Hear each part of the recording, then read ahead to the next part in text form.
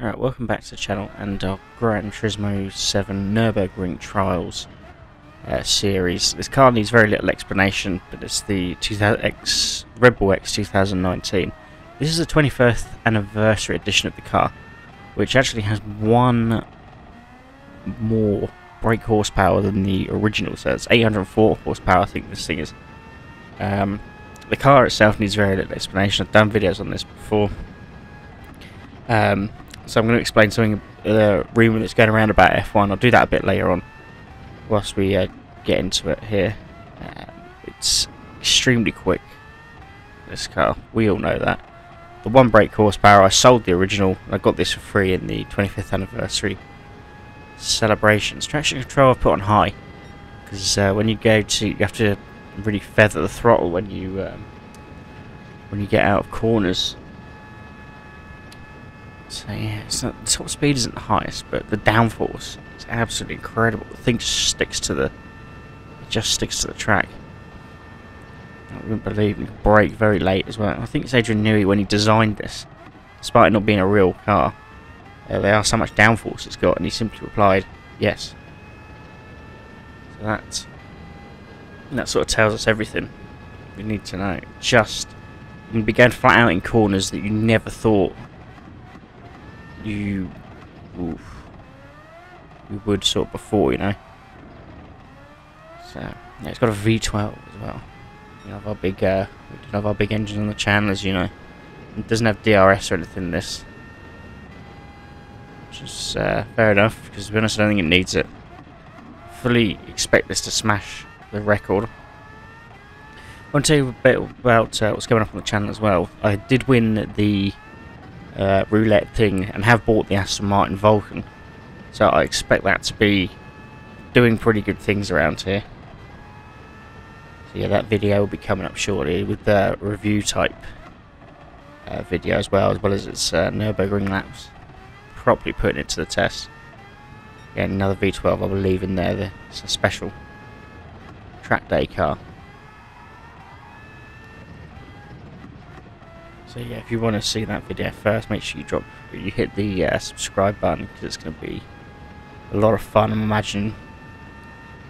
I wouldn't say we're coming to the end of our Nürburgring trials videos, but I'm going to be doing other stuff after I've dropped the Vulcan videos, so there'll be other Gran Turismo videos, things like that. Because I wouldn't say it's gotten a bit stale, but I do need to mix it up a bit, and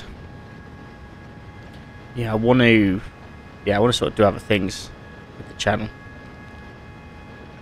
But yeah, it would never really end. I mean, if a new car comes out, you know, we'll be doing this. If I win the FXK, I think Ferrari, I think it's the FXK.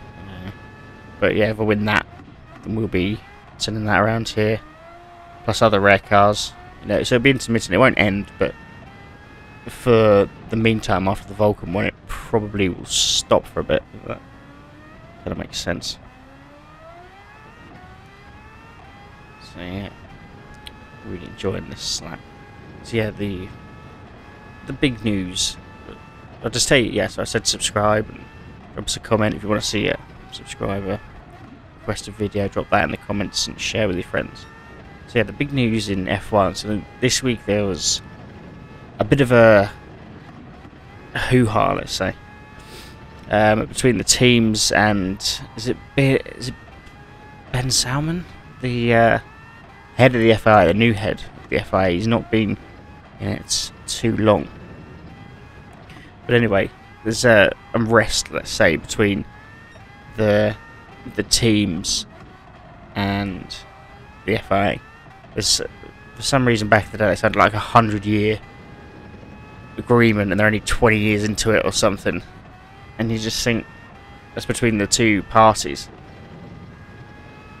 Now, obviously, the F1 needs the FIA to, you know, regulate. F1 is basically just a promoter, like in boxing. So Eddie Hearn, Frank Warren, they are promoters. Okay, they put the event on, they give us a show, they organise everything with the boxers, but the rules by the governing bodies, WBC, WBA, etc. That's what kind of the FIA F1 relationship is. And So F1, of course, as you know, is owned by Liberty Media, American company, bought up Bernie Ecclestone a few years ago. I want to say 2016, 17, around there. Yeah, correct me if I'm wrong, but it was one of them. And yeah, the Saudi investment fund, as for those who follow sports know, been doing a bit of spending recently. Bought Newcastle. I think they were going to buy the WWE, the wrestling thing. I'm not certain how. The rumour that they've sold to the Saudis, so they're on a bit of a spending spree in order to give, let's say,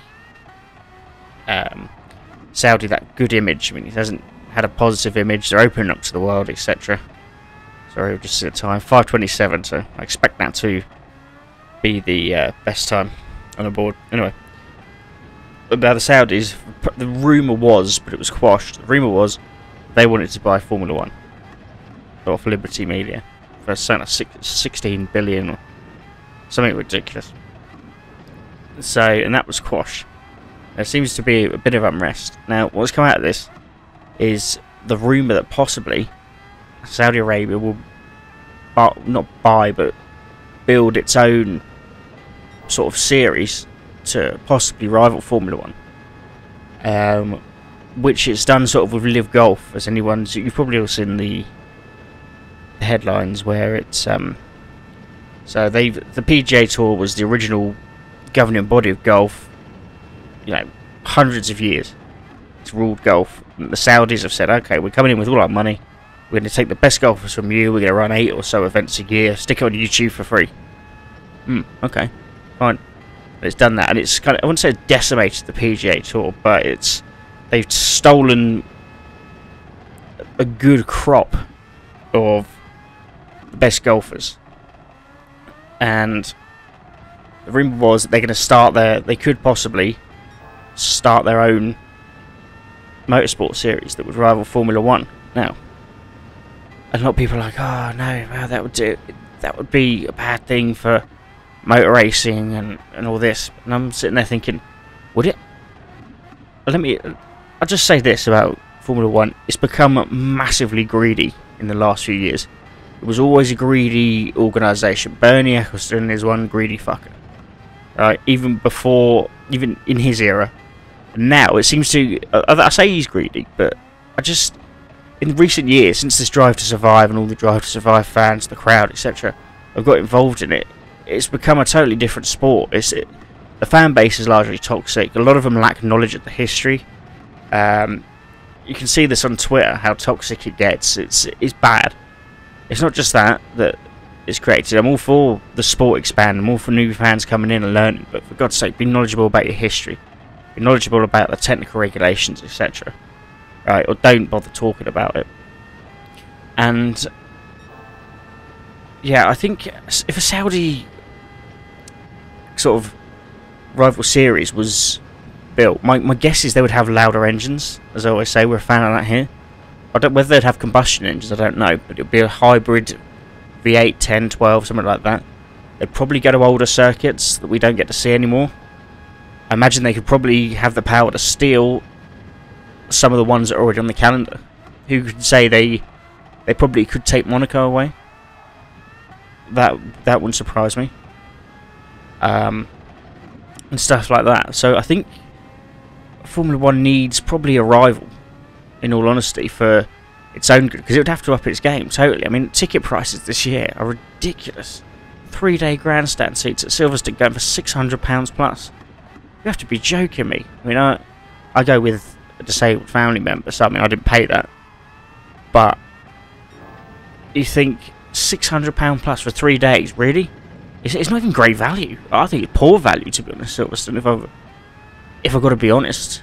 So yeah, I think something like the Saudi series, let's call it that, it may not even happen, but it's rumoured. I think that'd be great news. I mean, I'm still in favour of a breakaway happening in 2010. I think that'd have been amazing, personally. Because I think the top manufacturers would have probably gone. I think Ferrari, Mercedes would have built their own thing. There'd have been V10s, is what was rumoured. And it'd have been... Yeah, I mean, I could still see it. I could see it being a success. Because what Formula One's kind of become. It's kind of cowered. It's cowered to public pressure. We've got smaller engines. We've got inflated ticket prices.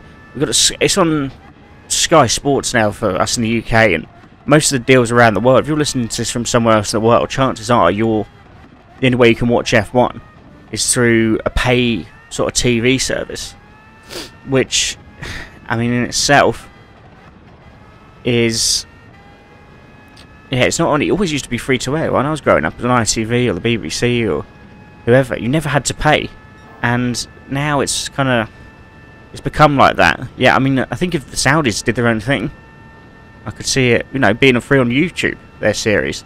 That's the way things are going, or being on Amazon or Netflix, something that's reasonably priced, something that most people could afford or have got.